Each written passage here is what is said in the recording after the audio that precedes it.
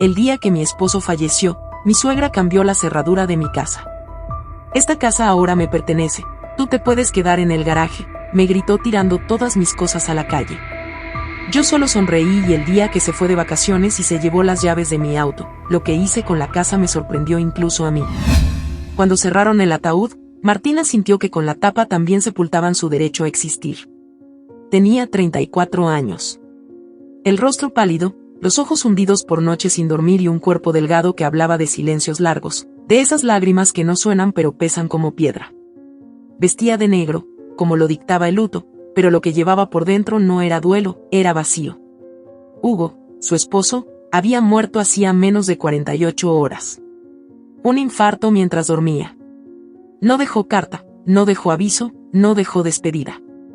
Solo dejó ese aroma suave que todavía impregnaba la almohada, esa taza a medio lavar en la cocina, y un hueco en el pecho de Martina que se abría más con cada segundo. La iglesia estaba medio llena.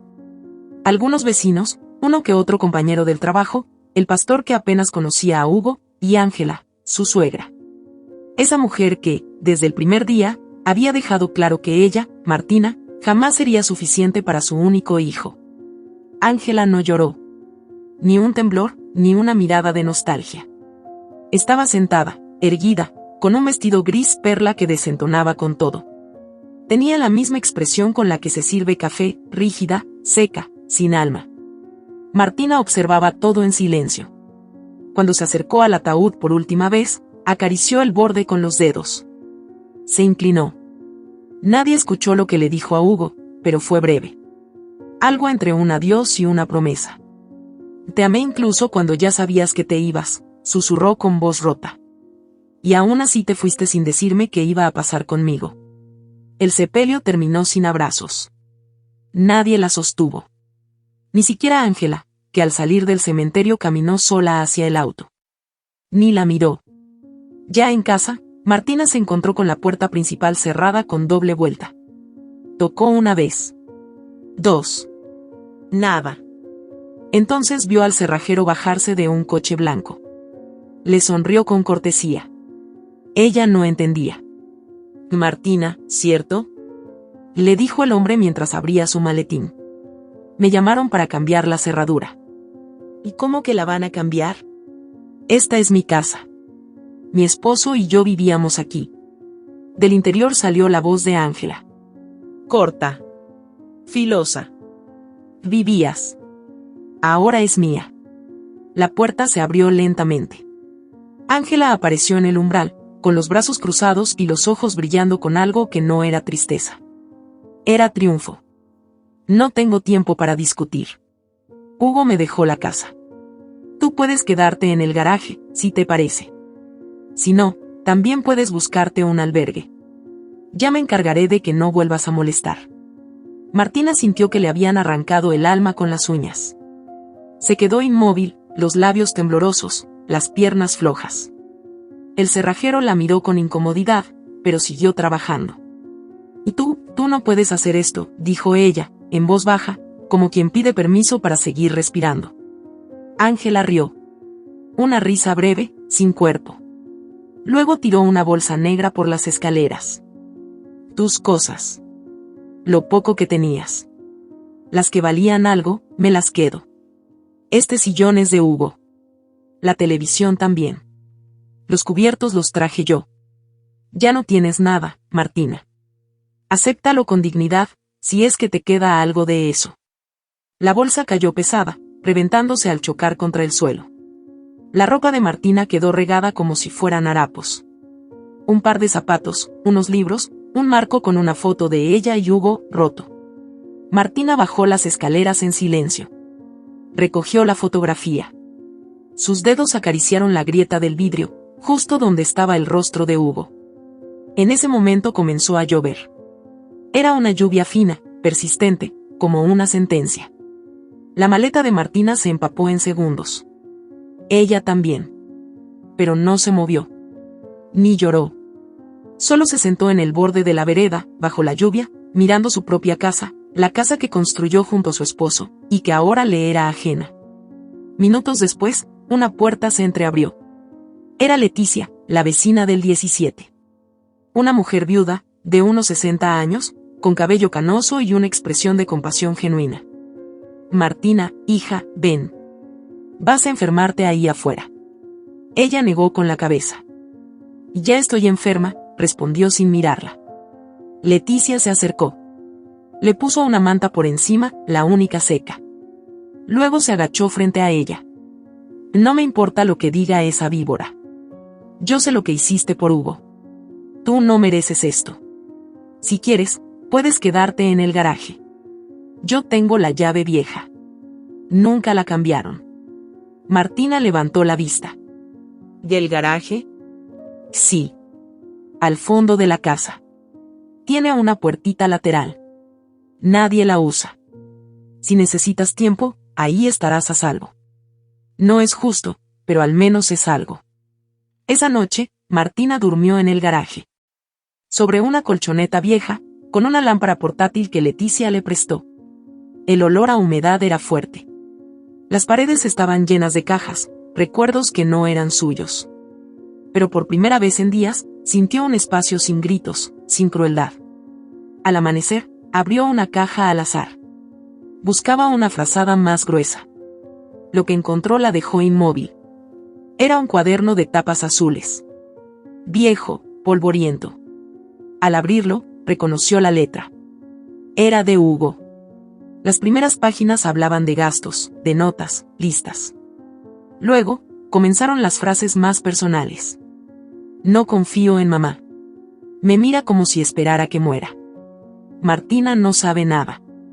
Pero si esto llega a sus manos, sabrá qué hacer. Martina sintió un escalofrío. Volvió a cerrar el cuaderno. Lo guardó debajo del colchón. No estaba lista para leerlo completo. No esa noche. Por la mañana, Ángela la vio entrar y salir del garaje y gritó desde el balcón. Disfruta tu nueva casita, cucaracha. Hugo era mío. Nunca tuyo. Martina no respondió. Apretó los dientes. Siguió caminando. Pero algo dentro de ella, algo que había estado dormido por meses, se encendió. No era odio. No era venganza. Era memoria. Y la memoria tiene una forma particular de volverse peligrosa cuando encuentra las pruebas adecuadas. La semana siguiente fue brutal.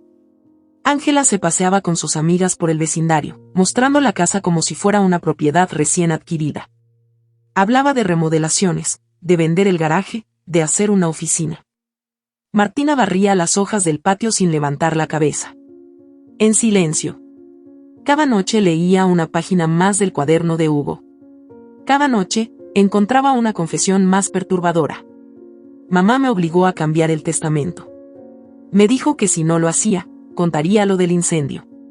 Emilia sigue viva. Pero no sé por cuánto tiempo. Tal vez Martina pueda encontrarla. Esa última línea la dejó sin aliento. ¿Quién era Emilia? Esa pregunta se convirtió en una semilla que empezaría a crecer con fuerza en el siguiente capítulo de su vida. Pero por ahora, Martina seguía en el garaje. Seguía en la casa donde fue esposa, pero ahora solo era una sombra que barría, que cocinaba para sí misma, que vivía como intrusa en su propio hogar. Hasta que llegó la carta del banco. A nombre de Hugo. En ella, una referencia a una cuenta secundaria, no registrada en el testamento. Y el cuaderno tenía la contraseña escrita en una página doblada. Martina sonrió por primera vez en semanas. No de alegría. De certeza. Porque en el fondo, Hugo no la había dejado sola. Solo le había dejado pistas. Y Martina estaba lista para encontrarlas todas. Lo que Ángela no sabía, era que la cucaracha había aprendido a sobrevivir en la oscuridad. Y muy pronto, aprendería a arrastrarse hacia la luz con dientes afilados. Martina había aprendido a no llorar con ruido. En el garaje, cada noche se convertía en un acto de resistencia. Dormía en un colchón que apestaba a encierro, rodeada de cajas viejas, herramientas oxidadas y trapos que alguna vez sirvieron para lavar el coche de Hugo.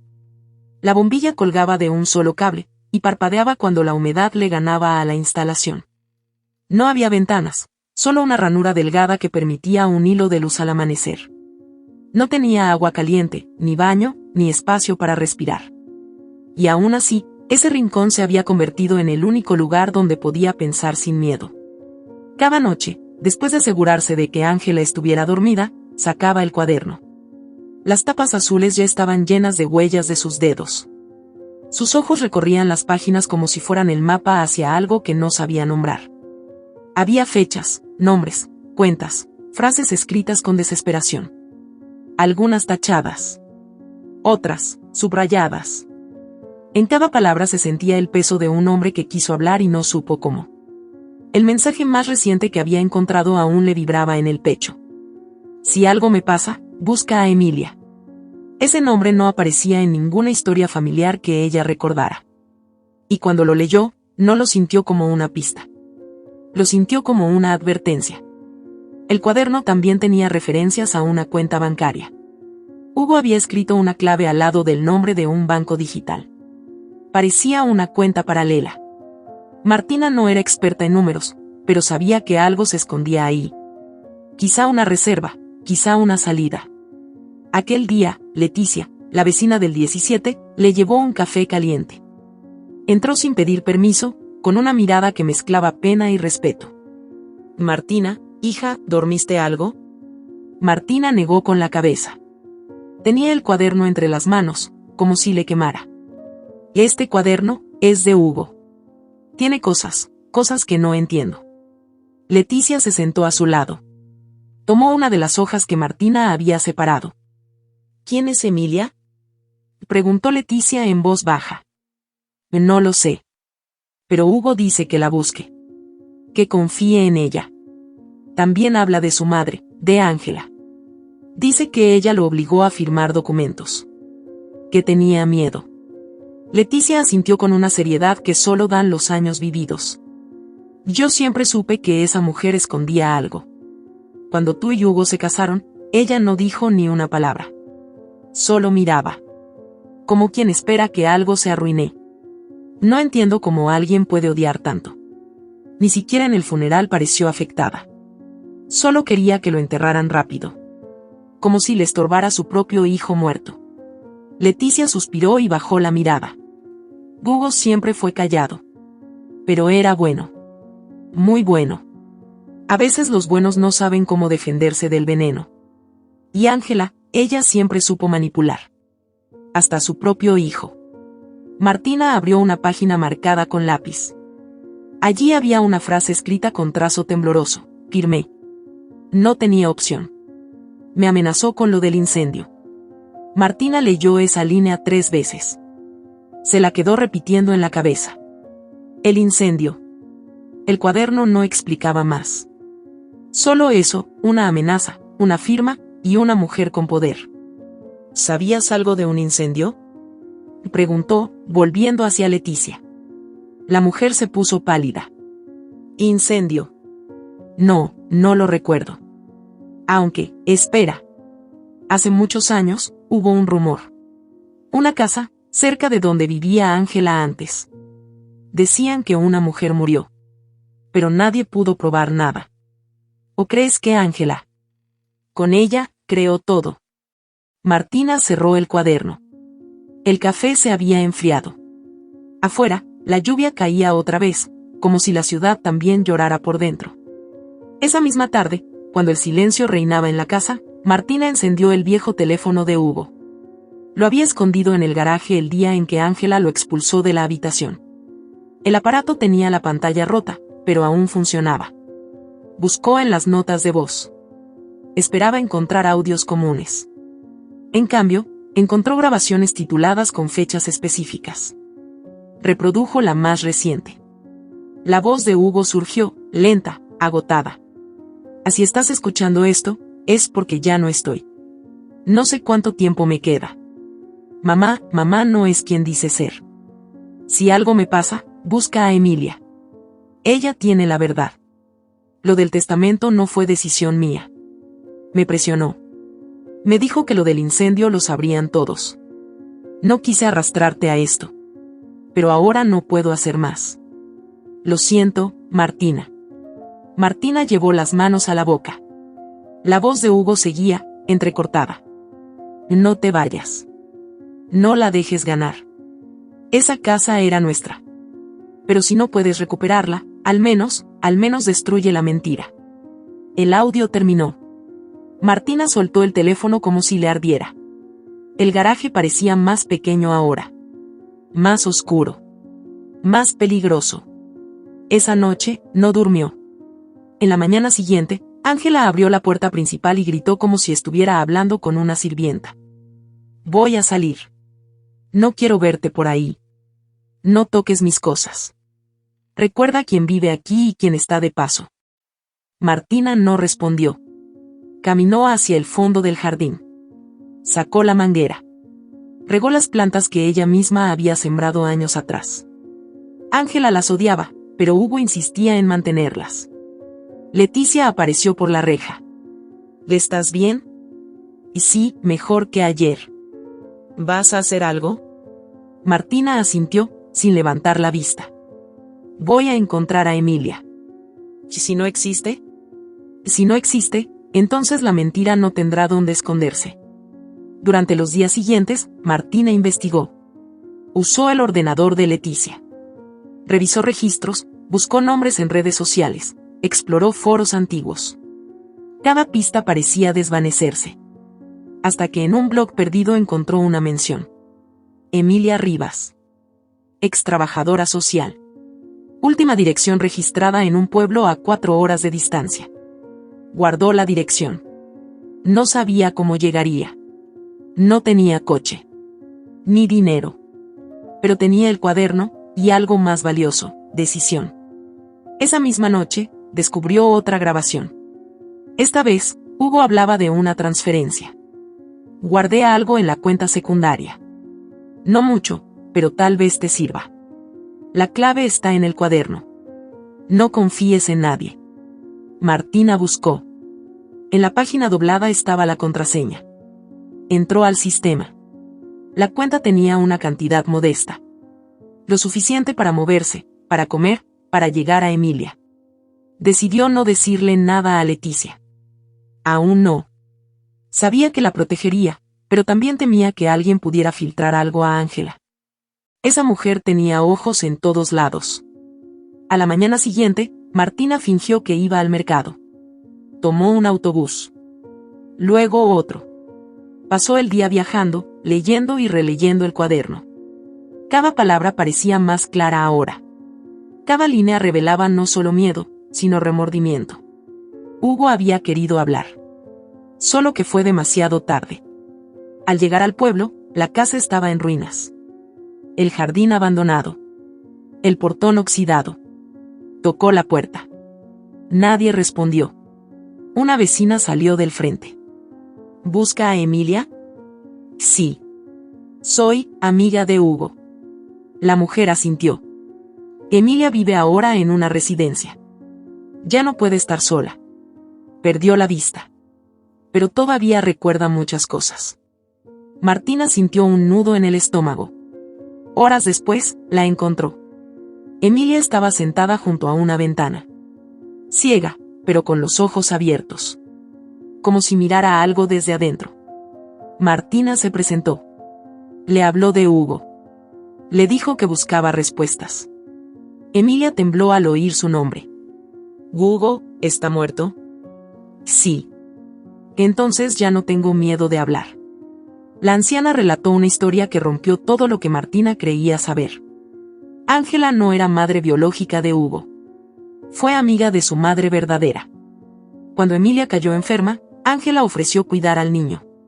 Nunca lo devolvió. Cuando Emilia intentó recuperarlo, su casa ardió en llamas. Sobrevivió por milagro. Nadie pudo probar nada.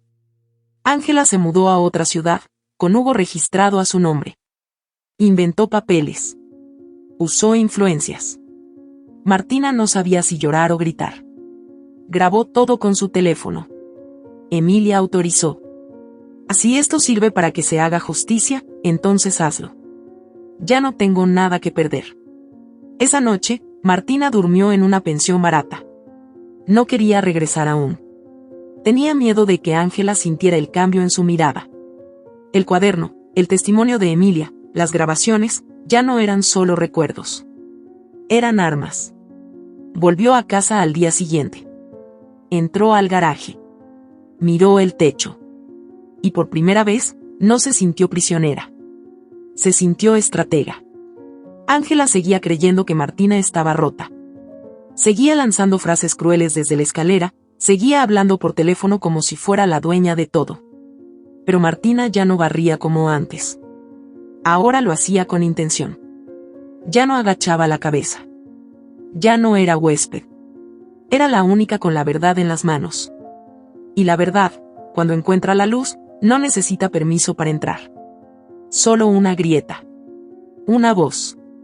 Una historia que alguien se atreva a contar. Y Martina estaba lista para gritarla al mundo. Aunque fuera desde el garaje. Aunque nadie le creyera aún. Porque la cucaracha ya no se arrastraba. Estaba aprendiendo a volar. Martina volvió del pueblo con los ojos enrojecidos, pero no por el llanto, sino por la carga de una verdad que pesaba como plomo en la garganta. Emilia no solo le había dado un testimonio, le había entregado una historia silenciada por años, una verdad que alguien intentó borrar con fuego. Aún podía oler en su ropa el perfume tenue de la anciana, ese aroma a madera húmeda y tiempo detenido. Pero lo que más se le quedó grabado fue la forma en que Emilia apretaba los dedos mientras contaba su historia. Como si quisiera aferrarse al poco pasado que le quedaba. Cuando Martina llegó al garaje, Ángela estaba en la puerta trasera, hablando por teléfono. Su voz sonaba irritada. Y sí, claro que soy la única heredera, no hay otros papeles, solo falta que esta muerta de hambre quiera reclamar algo. Martina se detuvo unos segundos. Quiso responder. Quiso escupirle en la cara todo lo que sabía. Pero se tragó las palabras como cuchillas. No era el momento. La verdad sin pruebas solo era un susurro en medio del ruido. Guardó el teléfono en su bolso, protegió las grabaciones con una clave nueva y entró al garaje sin hacer ruido. Encendió la lámpara y se sentó con el cuaderno sobre las piernas. A su lado, el viejo teléfono de Hugo parpadeaba. Volvió a escuchar la grabación. Si estás escuchando esto, es porque ya no estoy. Mamá no es quien dice ser. La voz de Hugo ya no la hacía llorar. Ahora la sostenía. Martina escribió todo en una libreta nueva. Organizó los hechos. Puso fechas. Ubicaciones. Fragmentos de conversaciones. Era una línea de tiempo armada con desesperación, pero también con precisión quirúrgica. Cada palabra de Emilia estaba allí, incluida la parte más cruel. Ángela me quitó a mi hijo. Me dijo que era temporal. Yo estaba enferma, no podía cuidarlo. Me pareció bien, por unas semanas. Luego desapareció. Cuando fui a buscarla, ya se había mudado. Fui a su antigua casa, y la encontré en llamas. No fue accidente. Murió mi hermana. Ángela me culpó. No pude demostrar lo contrario. Martina había grabado todo, palabra por palabra. Emilia firmó el permiso para que usara su testimonio cuando el mundo estuviera listo para saber la verdad. En medio de ese torbellino emocional, algo dentro de Martina comenzó a despertar. Ya no era solo el deseo de limpiar su nombre o de recuperar la casa. Era algo más profundo, más primitivo. Era la necesidad de restaurar lo que había sido destruido. De dar voz a quien fue silenciado. De honrar a Hugo por todo lo que no pudo decir mientras vivía. Esa noche, Leticia la encontró despierta, con papeles sobre el suelo. Pareces una periodista de guerra, dijo, asomándose. Estoy en una guerra, respondió Martina, sin sarcasmo. Leticia se sentó a su lado. Miró las grabaciones, las fotos, los apuntes. ¿Y qué harás con todo esto? Contarlo. Grabarlo. Publicarlo. Voy a hacer que el mundo escuche. Que la gente sepa quién es realmente Ángela. Leticia tragó saliva. Miró hacia la casa. Esa mujer es peligrosa. No lo olvides. Si siente que la estás arrinconando, va a morder. Martina la miró fijamente. Pues que muerda. Yo no me voy a dejar devorar. La mañana siguiente trajo consigo una revelación inesperada. Revisando una carpeta vieja de Hugo, encontró una hoja sin firmar, una nueva versión del testamento. Estaba escrita a mano. En ella, Hugo dejaba la casa a Martina. Indicaba que Ángela recibiría una pensión mensual, pero no la propiedad. El documento estaba completo, salvo por la firma final. Faltaba solo eso. Martina se quedó mirando esa hoja durante largos minutos. La acarició con los dedos, sintiendo la presencia de Hugo en cada línea. «Estabas listo para decir la verdad», susurró. «Solo que no te dejaron». Guardó el testamento junto al cuaderno. Ahora tenía una estructura: el testimonio de Emilia, las grabaciones de Hugo, las pruebas del cuaderno y un borrador no firmado que mostraba la verdadera voluntad del hombre que había muerto con los labios sellados. Esa tarde, Ángela trajo a casa a 2 hombres trajeados. Abogados, aparentemente. «Vamos a vender la casa», dijo sin disimularlo. «No quiero seguir en este barrio de mediocres. Con lo que me den por esta posilga, me mudo al centro. Ya tengo una oferta. Solo falta limpiar ciertas cosas». Martina los vio desde la ventana del garaje. Su corazón se aceleró. Si Ángela vendía la casa, lo perdería todo. Ya no habría terreno donde defenderse. Ya no habría lugar para exponer la verdad. Esa noche no durmió. Al día siguiente, visitó a una periodista independiente. Una mujer de mediana edad, con ojeras permanentes y mirada afilada. Se llamaba Patricia. Martina le mostró todo. Las grabaciones. Las fotos. El testimonio de Emilia. «¿Estás dispuesta a enfrentarte a las consecuencias?», preguntó Patricia, sin rodeos. «Esto va a arder. Y no en sentido figurado. Estoy dispuesta a todo. Solo pido una condición: que mi voz no se edite. Que mi historia se cuente tal como es». Patricia aceptó. Programaron una entrevista para grabarla en video. Martina habló frente a la cámara con la voz firme, aunque las manos le temblaban. Contó todo. Desde el entierro de Hugo, hasta el garaje. Desde el cuaderno, hasta la verdad sobre Emilia. Terminó con una frase que congeló el aire. «No quiero venganza. Quiero justicia. Pero si no me la dan, me la construiré yo misma». El video se publicó en una plataforma digital independiente. No pasó mucho antes de que se volviera viral. El rostro de Martina apareció en los perfiles de miles de usuarios. Las redes comenzaron a preguntarse quién era Ángela, qué ocultaba. Algunos no creían. Otros se indignaban. Pero lo importante era que el silencio había sido roto. Martina esperaba represalias. No tardaron en llegar. Ángela irrumpió en el garaje con furia. «¿Qué has hecho, maldita? ¿Te crees periodista? ¿Te crees santa? ¿Por qué no te callaste como todas las mujeres fracasadas?». Martina no se levantó. Se quedó sentada, con el cuaderno en las manos. «No soy santa. Soy tu espejo. Y tú no soportas mirarte». Ángela la abofeteó. Martina no reaccionó. Solo giró el rostro y volvió a mirarla. «Tienes los días contados», dijo Ángela, antes de marcharse. «Yo sí sé destruir sin dejar huellas». Leticia entró segundos después. Había escuchado todo. Vio la marca en el rostro de Martina y sintió que algo dentro de ella se quebraba. «Ya basta», dijo. «Esto tiene que terminar». Martina asintió. «Está por terminar. Solo necesito una cosa más. Necesito que la justicia vea esto. Que lo vea todo». Y entonces tomó una decisión que cambiaría todo. Fue al juzgado con Patricia. Presentaron el testimonio, las pruebas, las grabaciones. El juez de guardia se mostró sorprendido, aunque medido. No es común ver un caso así, con tanto dolor comprimido. Martina lo miró a los ojos. «¿Y qué se hace con el dolor? ¿Se archiva?». El juez aceptó revisar el caso. Prometió una audiencia preliminar. Ángela fue citada. El barrio ya murmuraba. Nadie la saludaba.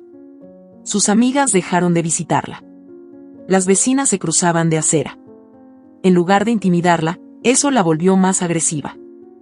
«Quieren hundirme, pero no podrán», decía entre dientes. «Esta casa es mía. Ese hijo fue mío. Todo es mío». Pero ya no era suyo. La verdad había comenzado a quitarle las paredes, los muebles, la imagen que tanto cuidó durante años. Días después, Emilia falleció. El corazón no aguantó más. Martina recibió la noticia con una lágrima silenciosa. Agradeció haber llegado a tiempo. Agradeció haber escuchado. Agradeció que, al menos una vez en la vida, alguien pudiera morir sabiendo que la verdad estaba en camino. La audiencia fue fijada para 2 semanas después. Martina no tembló. Caminó con la frente en alto. Ya no dormía en el garaje. Dormía en la verdad. Y en ella no había lugar para el miedo. Porque el miedo ya no servía. Ahora servía la memoria. Y la memoria no olvida. No perdona. No se rinde. Y mientras Ángela se pintaba los labios frente al espejo, creyendo que aún podía engañar a todos con su maquillaje de mentiras, Martina se vestía con lo único que no se puede falsificar. El valor de quien no tiene nada que perder. Porque ya lo perdió todo. Lo único que le quedaba era la dignidad. Y esa no se hereda. Se defiende. A cualquier costo. 3 días antes de la audiencia, Ángela salió por la puerta con una maleta grande, unas gafas de sol absurdamente costosas y una sonrisa que dolía verla. Iba rumbo al aeropuerto, camino a Cancún. Decía que necesitaba relajarse. Que ese juicio era una farsa que no le quitaría el descanso que merecía. Se despidió del jardinero con un billete arrugado y del barrio con la misma arrogancia de siempre. Cuando vuelva, espero que esta ridícula ya haya desaparecido, le dijo a Leticia al pasar, refiriéndose a Martina como si no estuviera a escasos metros. O al menos que el juez la ubique en su lugar, la calle. Martina no respondió. La vio alejarse desde el umbral del garaje. No pestañeó. No se movió. Solo esperó a que el taxi doblara la esquina y la figura de Ángela se deshiciera como humo entre el calor del mediodía. Leticia se acercó con una media sonrisa que parecía contener un huracán. Ya, dijo Martina. Y entonces comenzó. El plan estaba trazado desde semanas antes. Había esperado este momento con la paciencia de quien camina sobre vidrio con los pies descalzos. Sabía que la mínima distracción podía costarle todo. Pero ahora tenía las llaves, el silencio de la casa, el tiempo y sobre todo, la voluntad. Martina cruzó el jardín, entró por la puerta trasera y respiró hondo. Ese era su hogar. Cada pared le hablaba. Cada rincón le dolía. La cocina, donde Hugo cocinaba los domingos mientras cantaba bajito. La sala, donde celebraron su primer aniversario con velas de supermercado. El pasillo largo donde Ángela una vez la empujó porque había dejado los zapatos mal puestos. Todo estaba impregnado de recuerdos, buenos y crueles. Pero ese día, todo comenzó a cambiar. Se dirigió al cuarto principal. Lo abrió. La cama seguía intacta, con las sábanas color vino que Ángela había elegido después del entierro. Una forma simbólica de borrar a Hugo. Pero no lo había logrado. Hugo estaba en cada pared, en cada foto arrancada, en cada cajón cerrado con llave. Y en cada palabra grabada con su voz. Martina sacó su teléfono y abrió una carpeta de audios. Dio play. La voz de Hugo llenó la habitación. Si estás escuchando esto, es porque has llegado hasta el final. Me alegra. Aunque me duela saber que tuviste que pasar por tanto. Esta era nuestra casa. No de ella. Nuestra. Y si alguna vez logras entrar de nuevo, haz lo que sea necesario. Pero hazlo con amor. Con dignidad. Martín escuchaba y lloraba. Pero no por tristeza. Lloraba con rabia contenida. Con la certeza de que ya no estaba huyendo. Ahora estaba avanzando. Sacó la lista de tareas. Tenía cada paso anotado. 1. Retirar los muebles de Ángela. 2. Limpiar las habitaciones. 3. Instalar cámaras ocultas. 4. Grabar el video. 5. Publicarlo. 6. Reunirse con el abogado. Cada acción tenía una razón. Cada paso una dirección. Comenzó por la sala. Quitó los adornos dorados que Ángela había colocado. Esos relojes de pared, los marcos con fotos suyas sola, como si la casa hubiera sido construida para adorarla.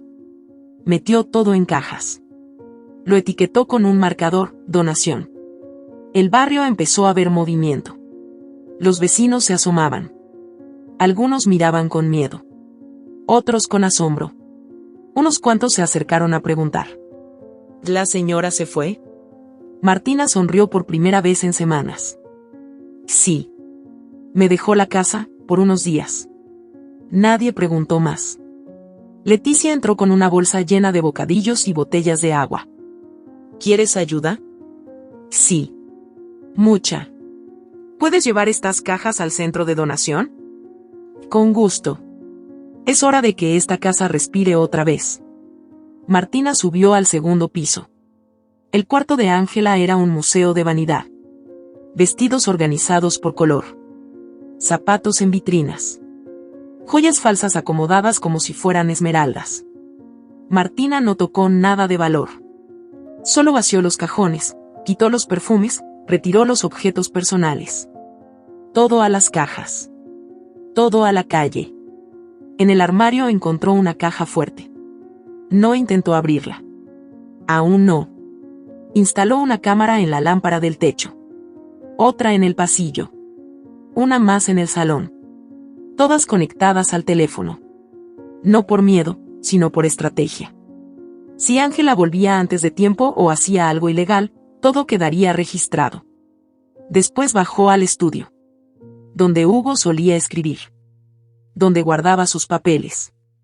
Donde encontró el borrador del testamento. Todo estaba igual. Allí colocó la cámara final. Luego se sentó frente al escritorio, encendió la lámpara y puso el teléfono en modo grabación. Miró al lente. Tragó saliva. Y empezó. Mi nombre es Martina. Esta casa era mía. La construí con mi esposo, Hugo. Vivimos aquí hasta que él murió, y su madre me echó.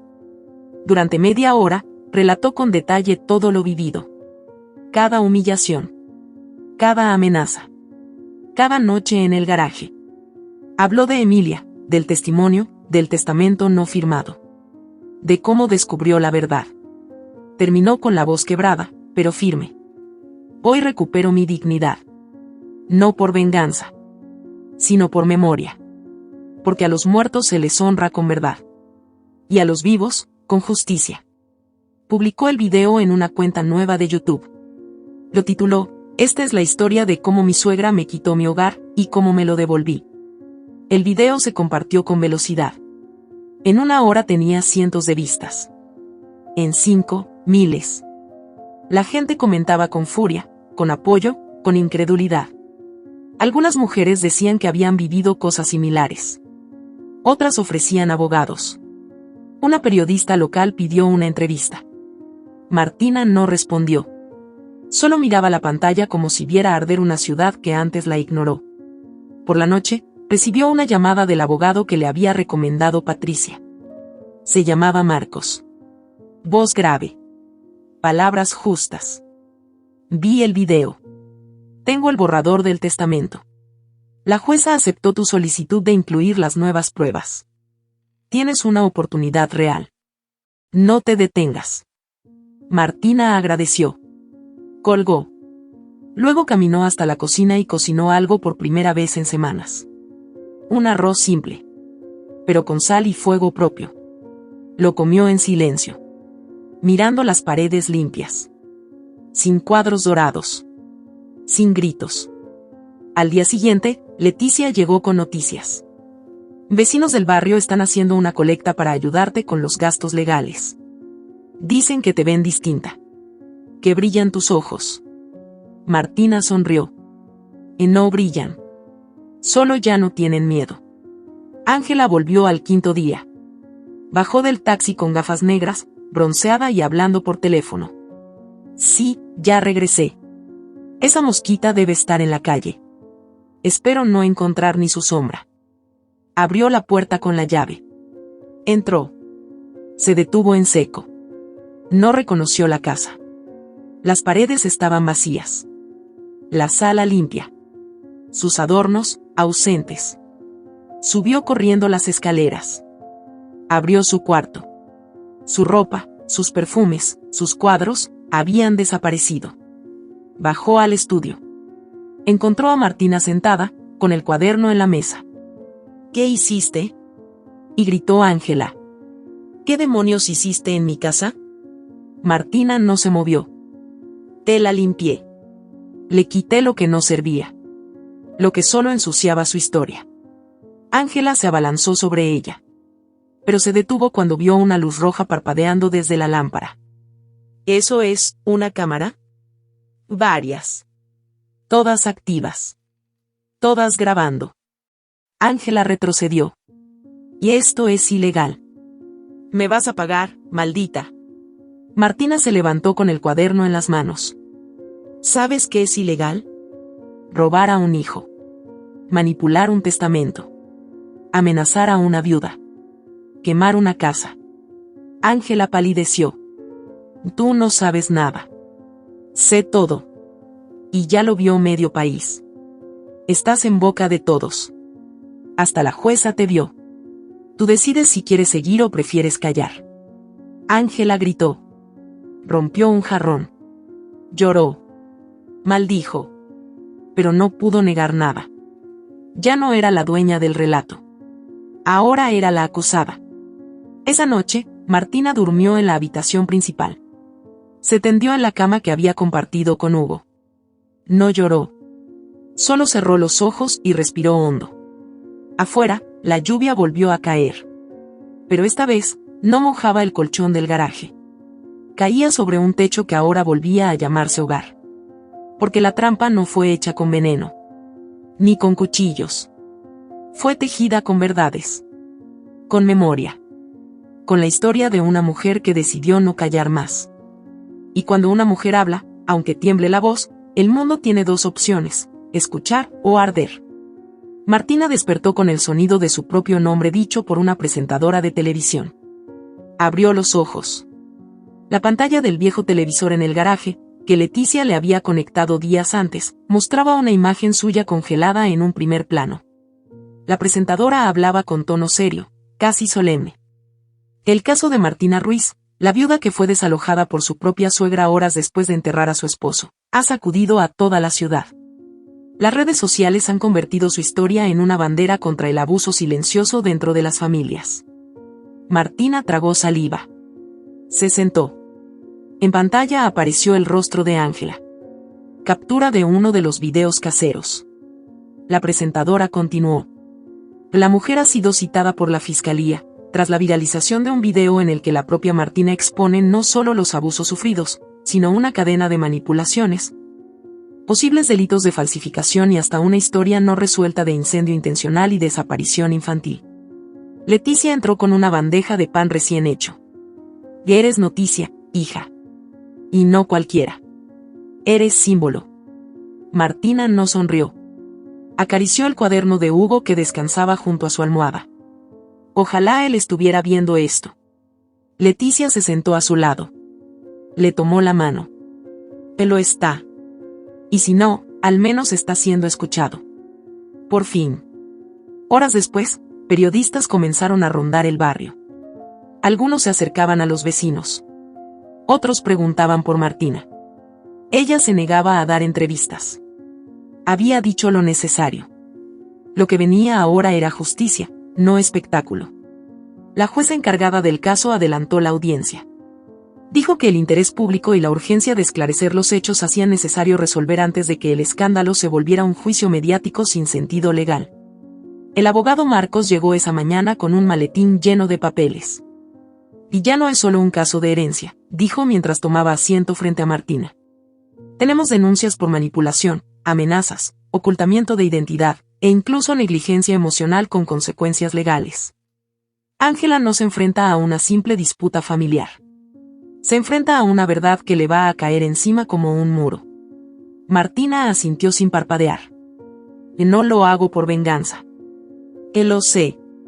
Lo haces por él. Por ti. Por todas. La mañana del juicio el juzgado estaba lleno. Gente de medios, activistas, vecinos del barrio, incluso mujeres que Martina no conocía le sonreían al pasar. En la puerta alguien gritó, valiente. Otro susurró, Ángela es una bruja. Martina no les respondió. Iba con una carpeta en los brazos. Vestida con la misma blusa con la que Hugo le había dicho te ves hermosa por última vez. Había dormido 3 horas. Desayunado un té frío. Pero su paso era firme. Ángela llegó escoltada por 2 abogados. Llevaba gafas oscuras, maquillaje excesivo y un gesto teatral de dignidad herida. A cada paso, resoplaba como si el aire la ofendiera. Al ver a Martina, esbozó una sonrisa torcida. ¿Lista para tu humillación final?, murmuró entre dientes. Martina no contestó. Siguió caminando hasta entrar a la sala. La jueza era una mujer de rostro duro, pero mirada sincera. Abrió la sesión con voz clara. Hoy nos convoca un caso que ha trascendido el marco íntimo. Por respeto a todas las partes, y dada la repercusión, esta audiencia será registrada pero no transmitida en vivo. Se mantendrá confidencial, salvo resolución judicial. Pedimos orden y respeto. Los representantes legales expusieron los antecedentes. Marcos habló con precisión, sin adorno.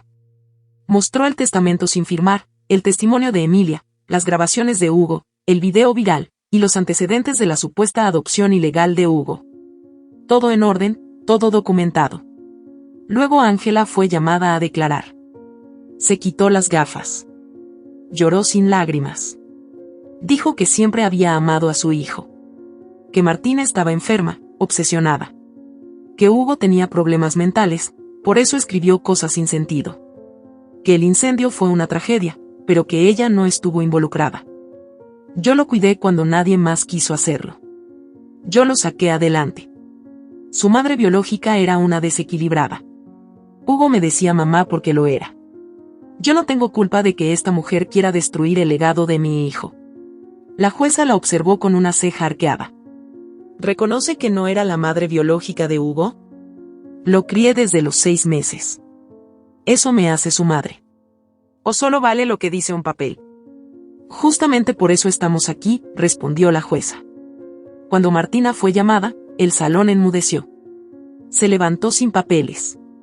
Solo llevaba el cuaderno de Hugo entre las manos. Y mi nombre es Martina Ruiz. Y no estoy aquí solo por mí. Estoy aquí por Hugo, por Emilia, y por cada persona que fue despojada sin ruido. Yo no tengo poder. No tengo apellidos. Lo único que tengo es la memoria. Y la verdad. Mi esposo no pudo firmar este testamento porque murió antes. Pero dejó algo más fuerte que una firma, dejó su voz. Se proyectaron los audios. La sala escuchó a Hugo decir que temía a su madre. Que firmó documentos bajo presión.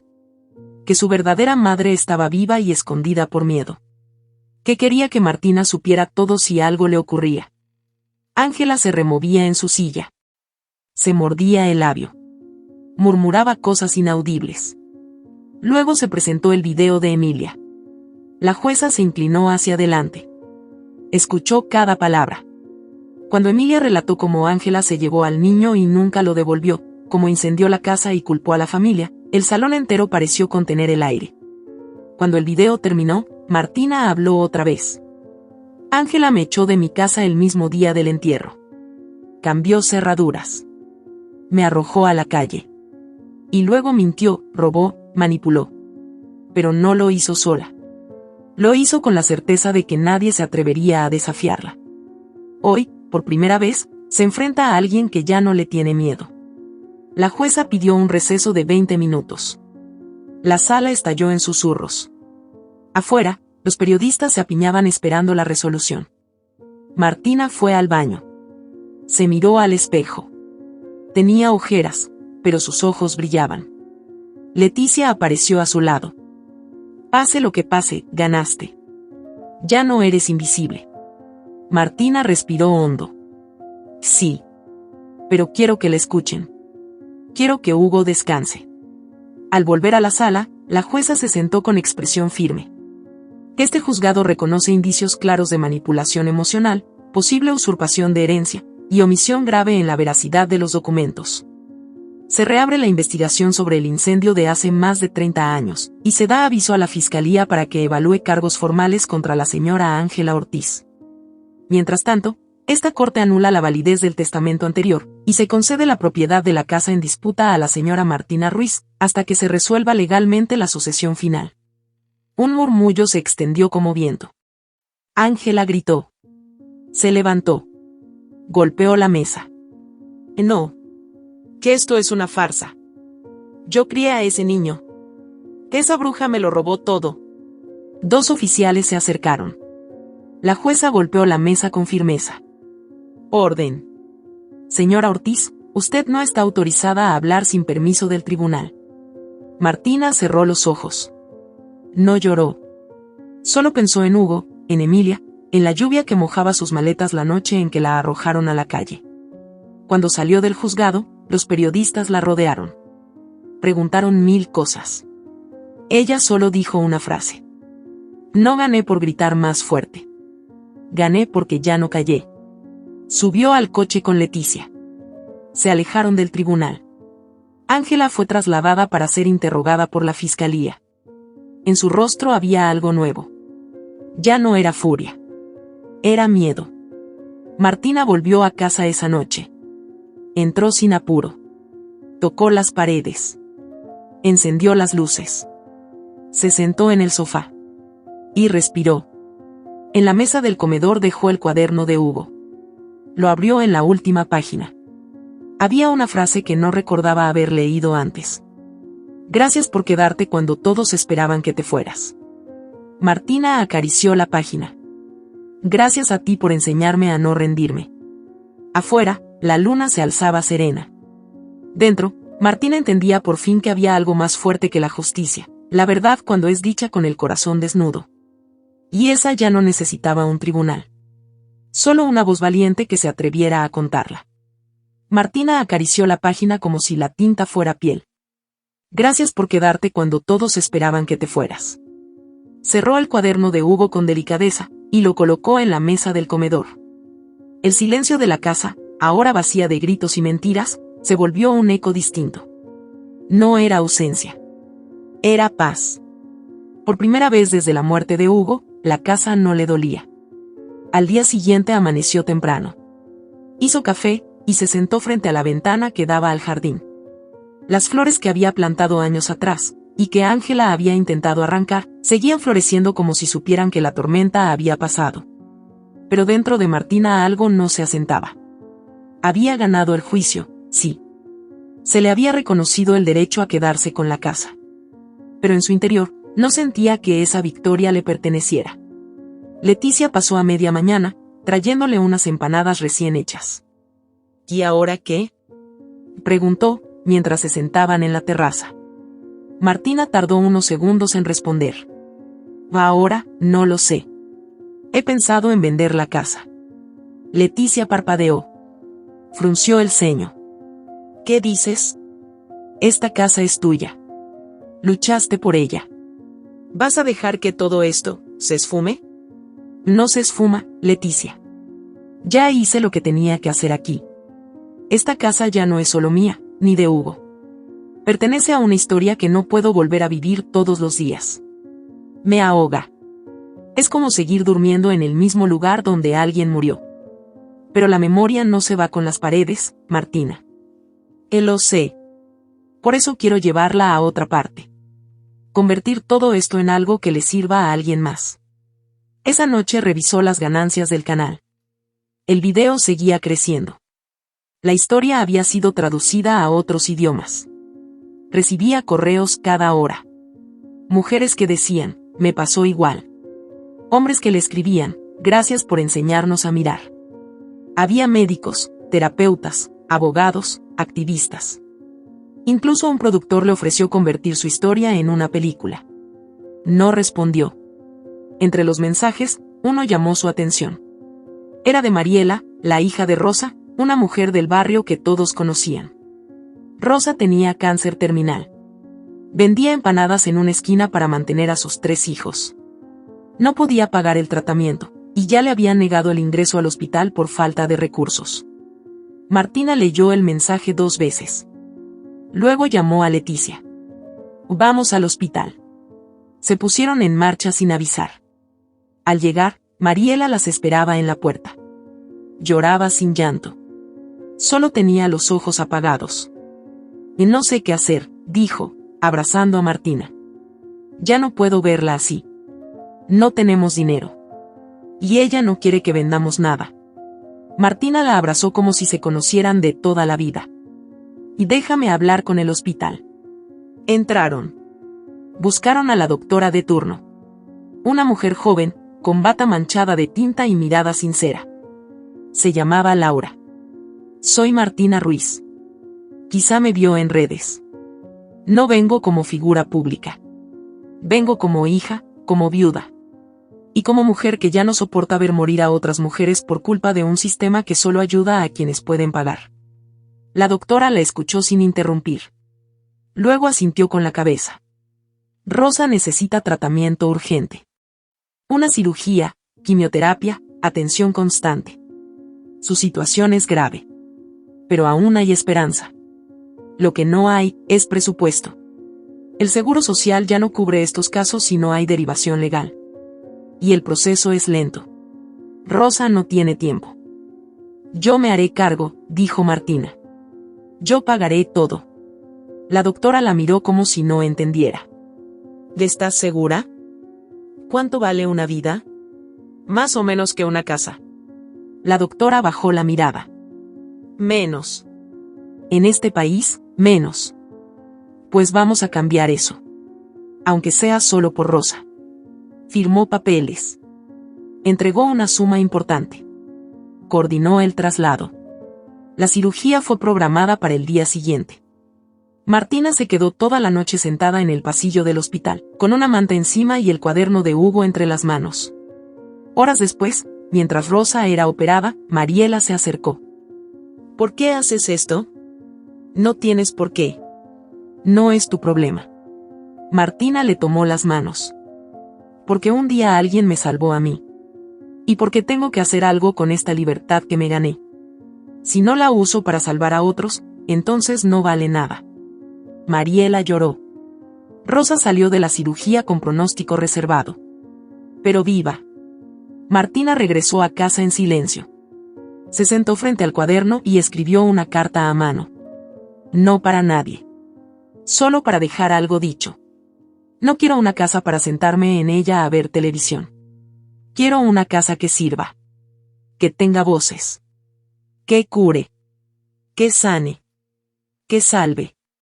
Si esta ya no me lo permite, buscaré otro lugar. Pero no voy a quedarme aquí viendo cómo el mundo se pudre afuera. El teléfono sonó. Leticia. Martina, hay algo que tienes que saber. El niño de Rosa, el menor, fue atropellado esta mañana. Martina se congeló. ¿Qué? Salió corriendo detrás de un balón. El coche no se detuvo. Está en cirugía. Se lo llevaron al Hospital San Martín. No sabemos si va a sobrevivir. Martina colgó sin decir nada. Volvió al hospital. Buscó a la doctora Laura. Esta vez su rostro era otro.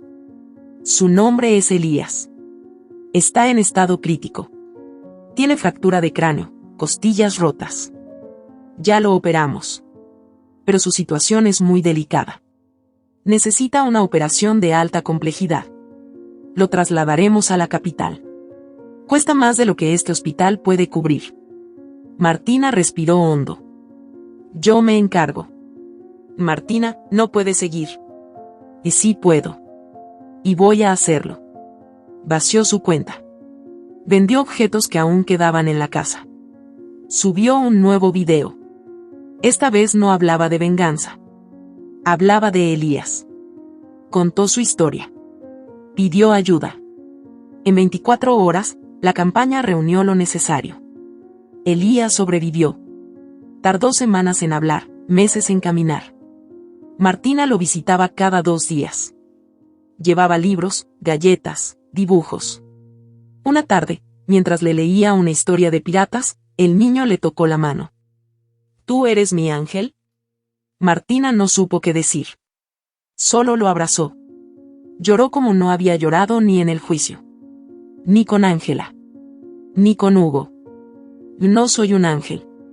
Soy solo una mujer que no quiere ver a otro niño perder su mundo. Esa noche volvió a casa y se sentó a escribir en el cuaderno. No salvé a Hugo. No salvé a Emilia. No pude salvarme a tiempo. Pero tal vez ahora sí pueda salvar a otros. Dejó el cuaderno en una caja, junto con una carta de Hugo que encontró días después del juicio. Estaba guardada en un sobre con su nombre, con letra temblorosa. La abrió con las manos mojadas de sudor. Martina, si estás leyendo esto es porque ganaste. O al menos lo intentaste. Yo te fallé. Me fallé a mí mismo. No supe cómo protegernos. Pero siempre supe que tú eras más fuerte de lo que decías. Si tienes esta casa, haz con ella algo más grande que nuestros recuerdos. No dejes que se pudra en silencio. Llénala de voces, de gente, de vida. Yo estaré en cada risa. Y si algún día te preguntas si hiciste lo correcto, recuerda que la bondad no se mide en herencias. Se mide en manos tendidas. Gracias por amarme incluso cuando me escondía. Martina leyó la carta 3 veces. Luego la guardó. Puso en venta la casa. Con lo recaudado, alquiló una propiedad en las afueras. Grande, antigua, con habitaciones que pedían ser llenadas. La convirtió en un centro de acogida. Refugio para mujeres echadas de sus casas. Para madres con niños enfermos. Para ancianos abandonados. Lo llamó la casa de Hugo. Cada puerta tenía una frase escrita. La dignidad no se implora. Se levanta. El amor no es herencia. Es elección. Sobrevivir no es vivir. Ven, empieza otra vez. Martina ya no vivía sola. Dormía en una habitación pequeña, con una cama individual y una lámpara de noche. Pero cada mañana la despertaban risas, llantos, voces. Vida. Y en medio de todo, se sentía libre. No por haber ganado un juicio, sino por haber usado la verdad para construir algo que durara más que el dolor. En el jardín de la nueva casa, plantó flores. Las mismas que Ángela había arrancado. Esta vez nadie las tocó.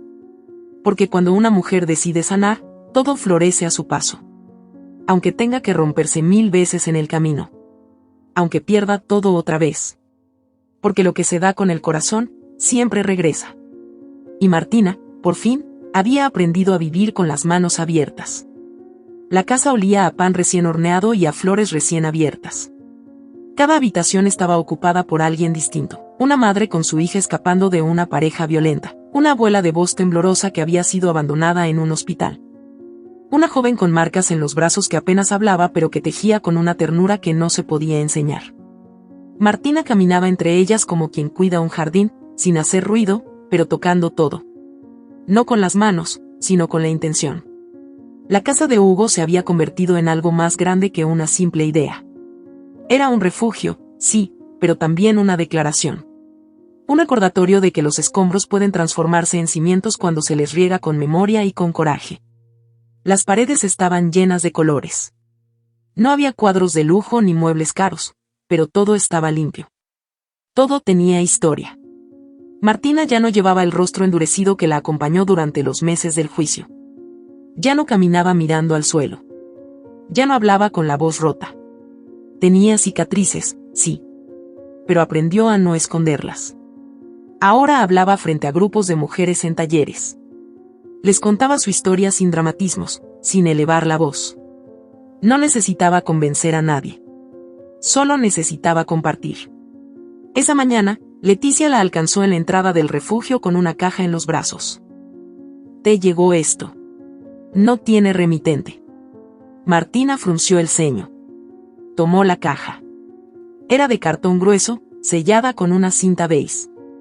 La abrió con cuidado. Dentro había un sobre blanco con su nombre escrito en letra cursiva. También había un cheque.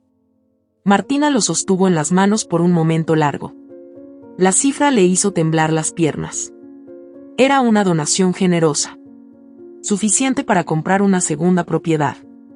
O para mantener el refugio funcionando por años. Se sentó en silencio. Abrió el sobre. La carta era breve. No te conozco personalmente, pero conocí tu historia. Yo también fui echada de mi casa por alguien que decía amarme. Te vi pelear sin destruir, hablar sin gritar, resistir sin endurecerte. Gracias por no rendirte. Gracias por hacer lo que muchas soñamos y pocas logramos. Esta ayuda no es una recompensa. Es una inversión en tu lucha. Sigue adelante. Por ti. Por nosotras. No había firma. Martina se quedó leyendo la carta varias veces. Luego se levantó. Caminó hasta la cocina donde estaba Rosa, ya recuperada, horneando pan junto a otras dos mujeres que reían como niñas. ¿Podemos hablar?, dijo Martina. Rosa la miró con las manos llenas de harina. Claro. ¿Pasa algo? Sí. Algo bueno.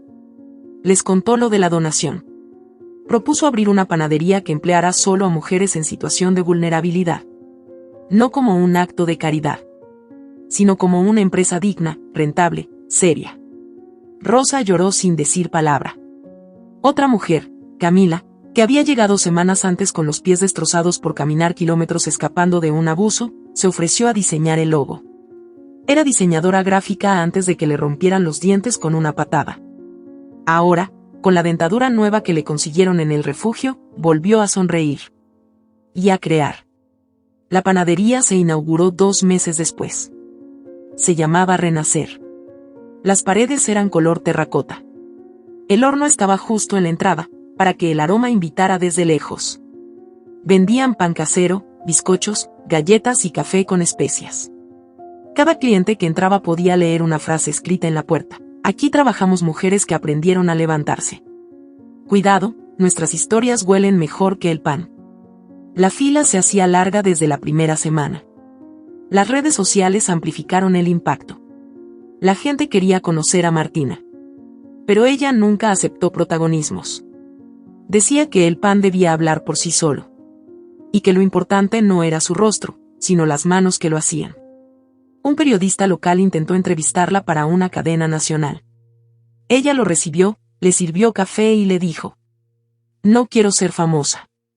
Solo quiero ser útil. No construí este lugar para mí. Lo construí para todas las que no tienen dónde volver. Esa misma noche, en el refugio, organizaron una pequeña ceremonia. Sin cámaras. Sin prensa. Sin discursos. Colocaron una placa en la entrada que decía: esta casa es un abrazo para las que nunca fueron abrazadas. Martina se quedó sola unos minutos después. Caminó hasta el jardín trasero. Allí había plantado margaritas, girasoles, lavandas y una fila de jazmines que Hugo solía decir que olían a infancia. Se sentó en la banca de madera que Leticia le regaló el día que inauguraron la panadería. Cerró los ojos. La voz de Hugo apareció, no como un fantasma, sino como un recuerdo. Si alguna vez logras entrar de nuevo, haz lo que sea necesario. Pero hazlo con amor. Con dignidad. Se permitió llorar. No por tristeza, sino por gratitud. Leticia se sentó a su lado. Le pasó una manta. ¿Tienes frío? No. Solo estoy en paz. ¿Te imaginaste alguna vez que todo esto saldría de aquel garaje? Martina sonrió. No. Solo quería sobrevivir. Y terminé reconstruyendo más de lo que perdí. Leticia la miró con ternura. A veces hay que perderlo todo para encontrarse una misma. Sí. Y para encontrar a otras también. En el comedor del refugio, las luces seguían encendidas. Las mujeres cantaban, cocinaban, algunas tejían, otras leían. Martina las miró desde lejos y pensó que, tal vez, no había construido un refugio. Había construido una familia. Días después, recibió una carta legal. El proceso contra Ángela seguía en curso. Estaba siendo investigada por el caso del incendio, por la falsificación de documentos y por evasión fiscal. Había perdido su estatus social, sus propiedades estaban embargadas y su apellido se había vuelto una mancha. Algunos decían que estaba internada en una clínica. Otros, que se había marchado del país.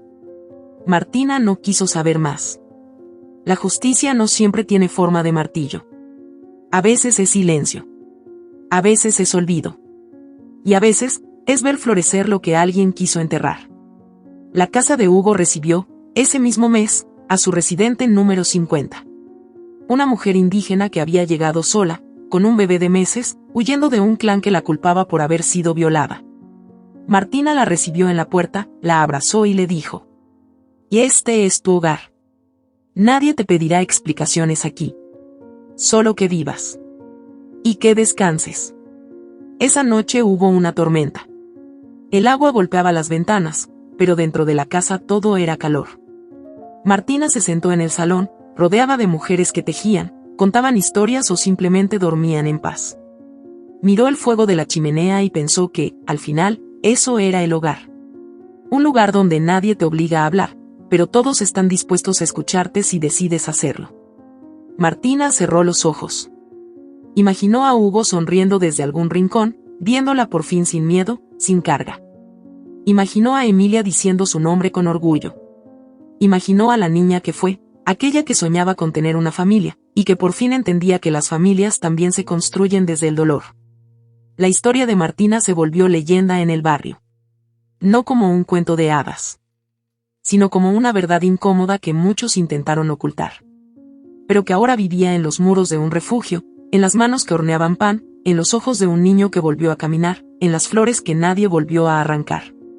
Y mientras caminaba entre ellas, con los pies descalzos y una sonrisa tímida, por fin supo que la libertad no está en tenerlo todo, sino en soltar lo que te encadena.